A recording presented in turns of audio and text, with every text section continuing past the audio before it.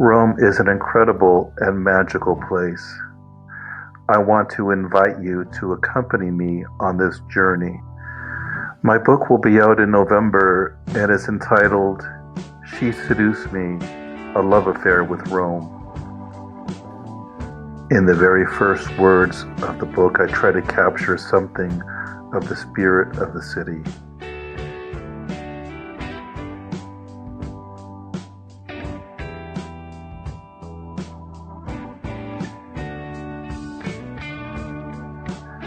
Throughout this book and in this first chapter, I go out and seek the stories behind the people, the things, the places, the monuments that one sees in Rome. Here, we're going to take a quick overview of just the first chapter in the book, entitled Stories, Saints, and Weirdos. I lived in Rome for 8 years and have strong ties and friends in the city, so some of my stories are in the first person and others are from history or from the people living there today. It is said that when Michelangelo finished this Moses, he believed it was so real and pulsating with life that he threw his hammer at the statue and cried out, "Speak! Here our journey begins." A stone is only a stone unless there is a story behind it. And on this rock, right in the middle of the Roman Forum, one sees flowers laid on that spot every day that commemorates the place where the funeral of Julius Caesar took place, as the city of Rome wept while his will was being read by Mark Antony.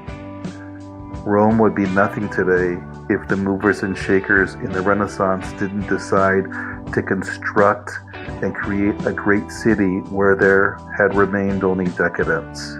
And so the Trevi Fountain in the 1400s was born. Angry crows lived in an oak tree off Piazza del Popolo, and the Romans became convinced that the ghost of Nero somehow inhabited that tree. So they convinced the Pope to go to the plaza, chop down the tree, and build a church on top. And that's the church that we see today. What makes up Rome is not only stories and buildings, but are its people. And when I think of the saints in Rome, I reflect back on the time where I worked with Mother Teresa's nuns in a homeless shelter, and I bring the reader with me to that experience. It was amazing. We cannot ignore the sinners in Rome, and I bring the reader with me on the 64 bus. I'll just give one hint and one word: sex. What about the weirdos in Rome? You see them around the streets, you see them in the churches, you see them in the plazas.